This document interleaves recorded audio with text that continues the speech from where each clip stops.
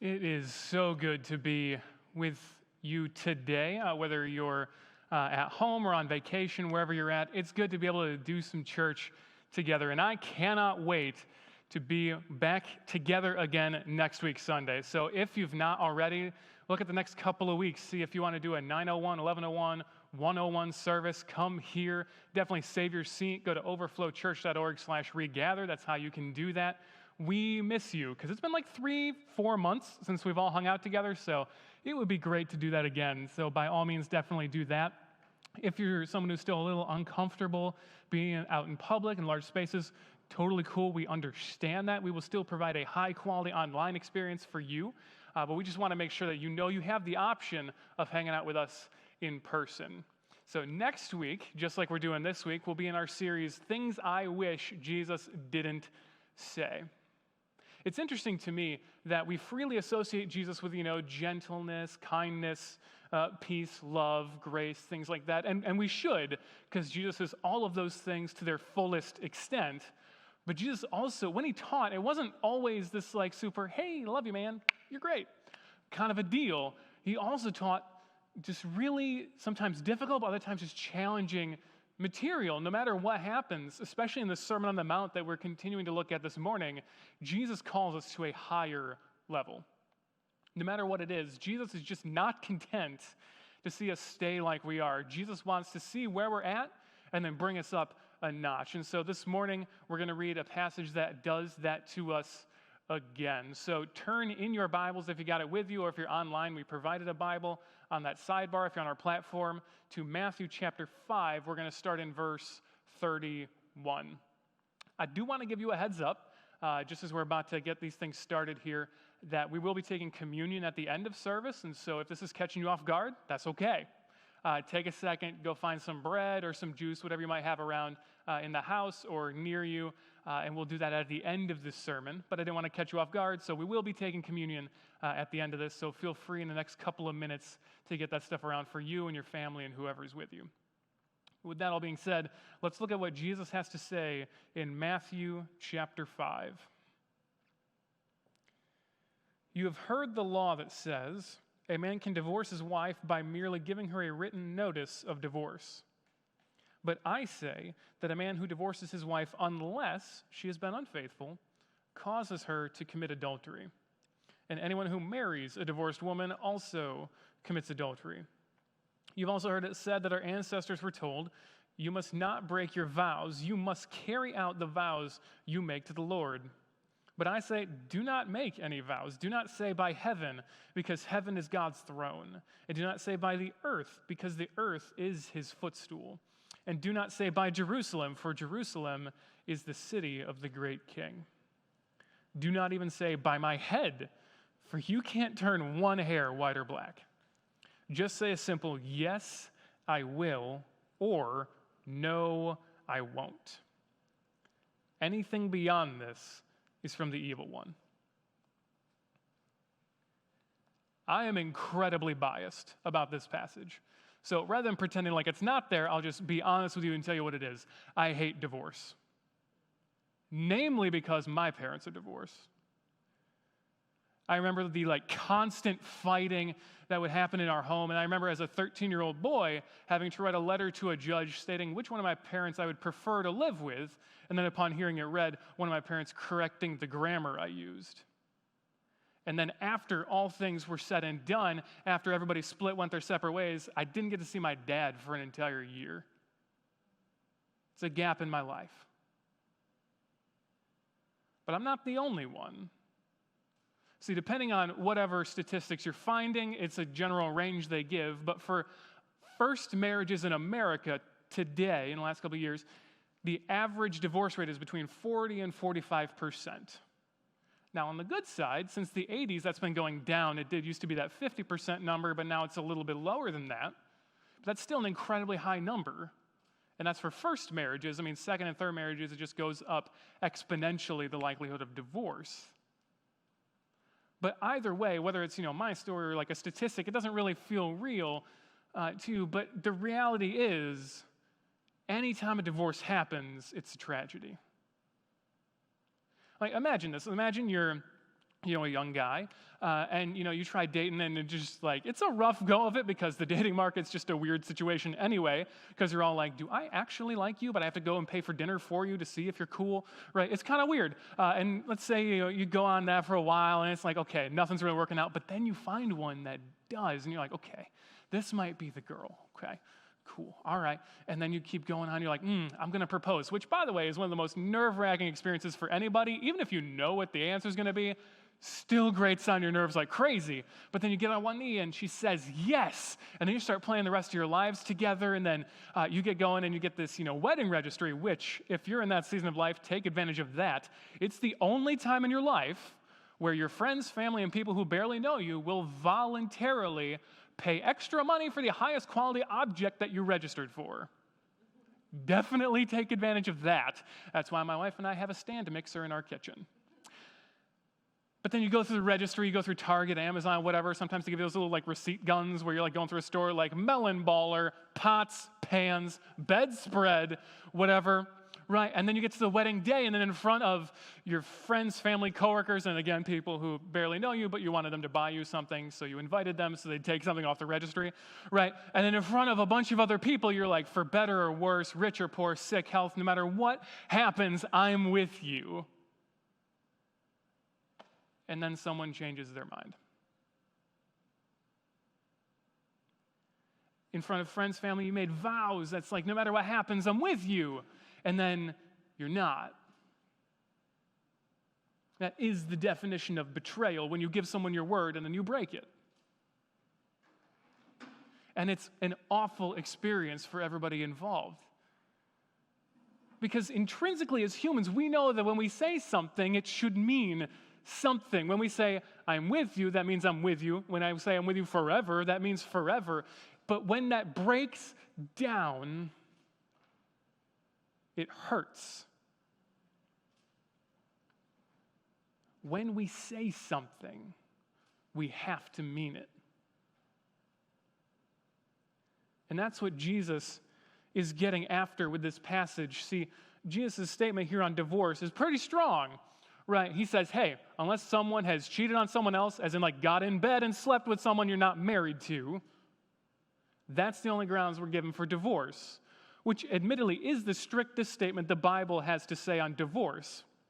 Even Jesus in the other Gospels is a touch more lenient than this, but it's a technique. It's called hyperbole, but it's the most exaggerated form of what you believe in order to make a point, right? And we know that we know what's going on here.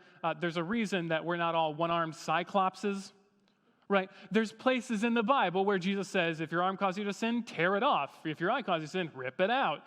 Hey, if you cause someone else who's a believer to make a mistake, drown yourself in a lake. Right? We know that we're not supposed to actually go tie an upper millstone around our neck and dive into the Sea of Galilee. But it's the same technique that he's using here. Here's the deal. This passage about divorce specifically is not meant to give us a valid list of reasons as to why we can get a divorce. That was what Jesus' audience was looking for, but it's not what he gave them. See, in Jesus' day, there were two rabbinical schools, two rabbis, really strong teachers of the law that really had a couple of big followings. One was a guy named Hillel, and he was the super chill dude. His thought and his whole group of people thought that a man could get a divorce. By the way, we're all saying men can get a divorce because at this time in the first century, women didn't have that right, which is why this is written men first, as far as men don't divorce your wives. But if it were written today, it would be men, women, whoever, don't divorce your wives. But Hillel, our good buddy Hillel, decided that you could get a divorce for basically any reason, right? If she just didn't make you happy anymore, if she did break a law, whatever, or if it just was inconvenient now, divorce for any reason, whatever. The other school in the day was led by a guy named Shammai, and he said, how about we not divorce our wives for any reason? Let's make a really short list and go with that. Jesus rejects both of these and says, no, there's a valid grounds for this, but that's not the point. By taking it to a higher level, Jesus says, I'm not here to tell you a valid list of reasons why you can get a divorce from your spouse should they no longer make you happy. Instead, Jesus calls us to a higher level of faithfulness. See, because you can't do anything in life, much less be successfully married, if you're only worried about the list of things you can't do. Right? First of all, it's an incredibly long list. Like when your wife walks on and asks, does this dress make me look fat? No. Do you keep your word? Yes. But also, do you not insult people? Do you not ignore people? All those kind of things. The list gets very, very long, very, very quickly of things you need to avoid. It's very hard, and you become very legalistic if you're only looking at things you have to avoid. Instead of that, Jesus is drawing our attention to, okay, rather than focusing on that, let's focus on what we're actually driving at, which is being faithful to our spouses. It's a lot easier, and it's actually a lot more freeing to think of it that way, because rather than the big to-don't list, you have, hey, okay, today I'm going to love my wife as best as I can.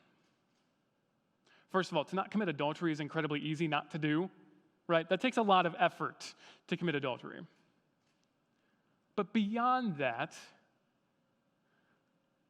even asking yourself, okay, what is one thing I can do today that would show my spouse that I care about them? That's easier than this whole list of stuff to avoid. And if you do this thing where it's okay, I'm going to try to love my spouse the best I can, you end up avoiding most of these things. Convenient, but also super simple. See, yes, it's a lot harder, at least in our minds, to live in a world where Jesus says, let's not preload divorce into what your options are for marriage, but instead focus on being faithful. Sure, it's a more difficult way to live because you feel like your freedoms are a little bit reduced because that's how we think about things now, but it's a whole lot better. Now, I would be missing several things if I didn't tell you, the rest of what the Bible has to say as far as reasons that divorce is valid, or at least what the rest of the Christian community has to say. So here we go. First, this is the most strict that the Bible gets as far as basically only adultery. 1 Corinthians 7 is another passage which you can read on your own time. It's a little bit longer, but it's very, very healthy to read, where, if your spouse leaves you, that's not your fault. Things like that. We are a Wesleyan church here at Overflow, and in the Wesleyan discipline, which is the little thin red book of all the things we believe in the tiniest type font you've ever seen, you have to get a magnifying glass to read it. Cases of abuse that cannot be solved any other way is also considered a valid grounds for divorce. Basically, we don't want to put you in a situation where your life is going to be absolutely horrible with no hope of getting better. That all being said, again, I need to remind you, the focus here is not valid reasons to divorce, but be faithful. Because when we say something, it should mean something. When we say in our vows, if you're married, think about the vows that you made to your spouse.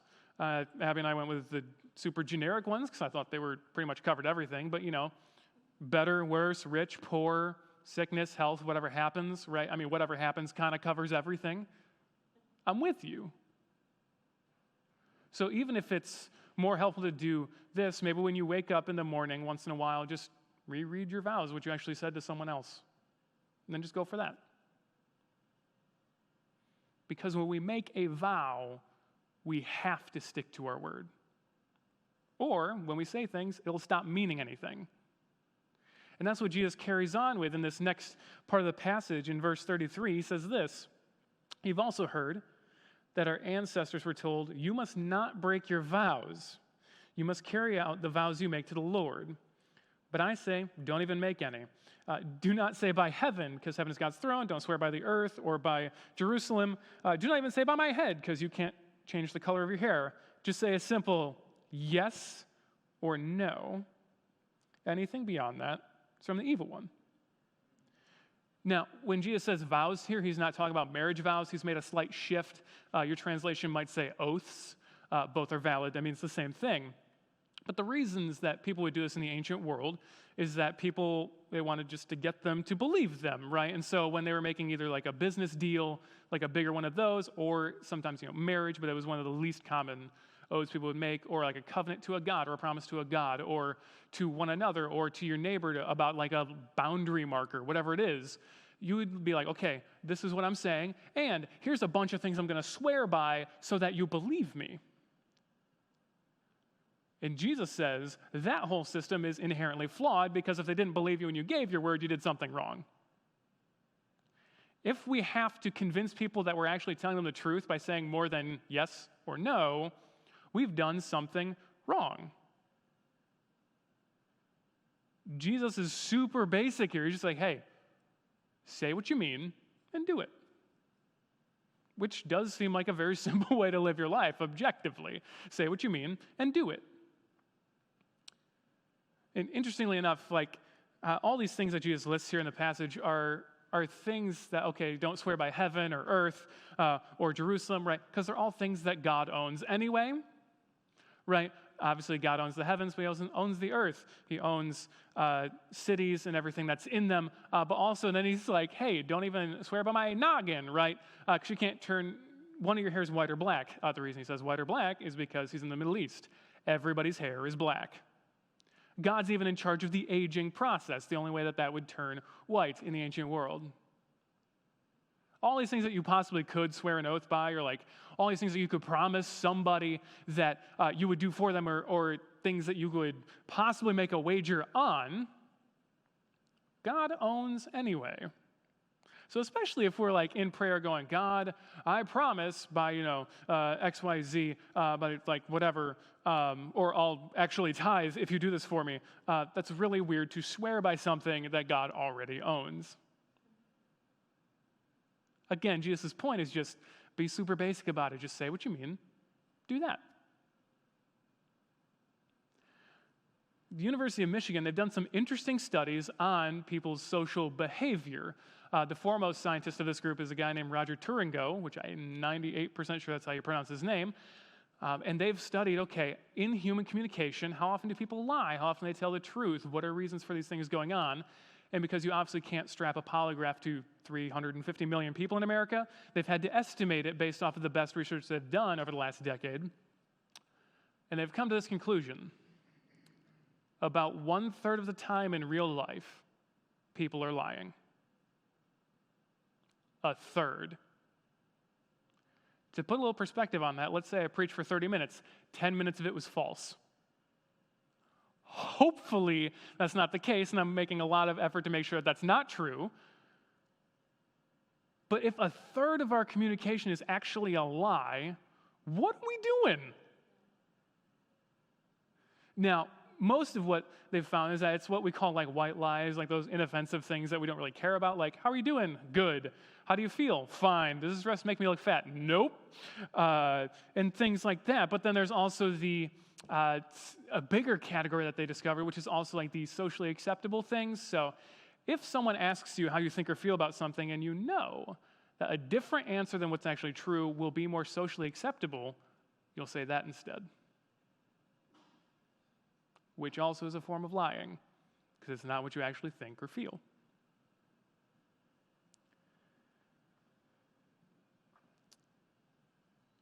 The bottom line being, our actions need to start lining up with our words. If you don't feel good on a given day, obviously we know not to offload all of our problems on random strangers, but also be yeah, today's not great, but we're getting through. That's a better answer than I'm doing great if you're not. But also, when we say something, it should mean something. Because a truth that you do not live is a truth you don't believe. So let's say that I believe that the Chicago Cubs are the absolute best baseball team on the face of the earth. But every time they play the St. Louis Cardinals, I bet on the Cardinals. I don't actually believe the Cubs are the best, otherwise that's where I would have wagered. If you say you are a Christian, yet your life doesn't look like Jesus, do you actually believe that? Now, belief is not just thinking some thoughts, okay? Belief is not mental assent to some truths that someone else said once in a while. Belief is not repeating a prayer after someone that kind of emotionally guilted me into praying it. No, belief is not any of those things. Belief is mind conviction into whatever you're going after, but it is also your actions based upon that. When Christians are around, lonely neighbors and dusty Bibles shouldn't be a thing.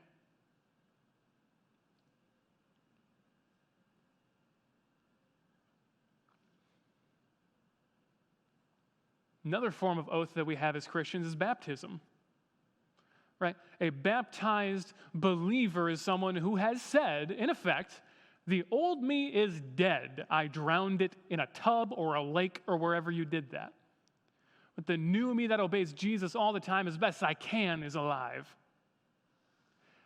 And that's the no turning back, come hell, high water, no matter what happens to me, I'm with Jesus moment. If you're a baptized believer, you're committed for life. Which is why I never try to emotionally guilt someone into baptism. It's a huge commitment. Like, that's the no turning back moment. It's also saying whatever community you were baptized into can hold you accountable to the things you just committed to. Now, we're going to have another opportunity for you to do that. So if you're interested in baptism, August 2nd, we are going to have our lake baptism. We're going to be a little bit creative. Obviously, we'll do some social distancing. We'll only have a limited people at the beach. You know, people who are actually getting baptized, and then like some close household members, stuff like that. But we'll also stream it on Facebook, so you can watch that as well. But it's another opportunity for you to get baptized if you are ready for that kind of commitment. If you're still on the fence, take your time. I personally don't need you to get baptized on August 2. I sure would love it if you did. But August 2, if you're going to get baptized in the lake, means from this moment on, the old me, I'm going to drown it in the lake. And the new me, the me that follows Jesus no matter what, that's the only one left. But we'll have another opportunity for you to do that August 2nd. But all of this boiled down to, so all these things Jesus said about like divorce and faithfulness, carrying out your vows, yes, no, be super basic about it. Like when you say yes, you should mean yes, no should mean no. Here's what we can all boil down to. Only say things that you're going to do today. If someone asks you to do something, let's say Abby comes up to me later and is like, hey, will you take out the trash? If I say yes, it needs to be done today, so that when we go to bed, she's not surprised when she wakes up in the morning and whatever has been, food products been thrown in there are stinking up the kitchen. That shouldn't be a thing. Or if you say no, it should mean that, no, I'm not going to do that. But if someone asks you to do something or your boss is like, hey, I've got a project for you, can you take this on? And you can't, what you can say is, no, but I would love to do that on Wednesday or Thursday, whenever you actually have time to be able to get to it, rather than saying yes and then not being able to get to it for a while. But only say things that you're going to do today. It'll be weird, it'll be different because we're used to just kind of saying yes to get people to like us or agree with us or to just think better about us in general and to make them happy. But also, if we actually work through this whole, okay, I'm just going to say yes when I mean yes, no when I mean no. It'll be weird because everyone is used to how often we add a bunch of stuff onto that to actually commit to that. But by like Thursday or Friday this week, people will start being like, oh, when she says yes, she actually means she's going to do that. When he says no, he's actually not going to do that. It actually means something when they say that. People will trust you more when you stick to your word. To really seal this for us, we're going to go into a time of communion. You see, communion is this moment where we remember a God who kept his word. Way back in Genesis chapter 15, God said, if either you or me breaks this covenant, I'll die for the both of us. We know that covenant got broken, and God, true to his word, in the person of Jesus, came and died on our behalf because we were the ones that broke that covenant. And so on the last night of Jesus' life, before he was betrayed and put on a cross, Jesus, instead of hiding off by himself only or trying to like live it up because he got one more night, he decided to take 12 of his best buds together and had a meal. See, one thing I love about what Jesus did here is Jesus didn't be like, hey, let me see if I can kind of delegate this out or if I can just kind of like work this out some other way. He did ask God, but just the two of them, and God was like, nope, you got to do this. And he's like, cool, I'm on board. Jesus decided to lead from the front. Jesus took bread, and he said, "This is my body, broken for you." And then he took the cup and said, "This is my blood of the new covenant, poured out on your behalf. Do this as often as you might in remembrance of me." And so hopefully you've had an opportunity to get some kind of bread or juice. We'll have a minute here where you can do that as well while we go into prayer and worship here at the end of service. But we'll pray, and then we'll take communion and do this all in remembrance of a God who kept his word, as a reminder to us to keep our word. Let's pray. God, thank you for today. Today is a privilege to get to be yours. Today is a wonderful opportunity, again, to remind ourselves of what you have said and how you call us to live. God, for the times that we know on purpose that we've lied to other people, or that we haven't kept up our end of the bargain, or we've just said things because we thought other people would like it better than what we actually think, forgive us for those times where we have lacked truth. God, help us to be people who are wholly committed to you. No turning back. God, there is nothing better in this world than getting to be your child. Yes, you call us to a higher standard of life. Yes, it is a more difficult life to be a Christian, but it is a far, far better one. Life with the Father, life with you, God, is the best thing we could ever receive. So God, we love you. We thank you. We do this, we take communion in remembrance of you, and we ask all of the things that we have prayed today in the name of Jesus. Amen.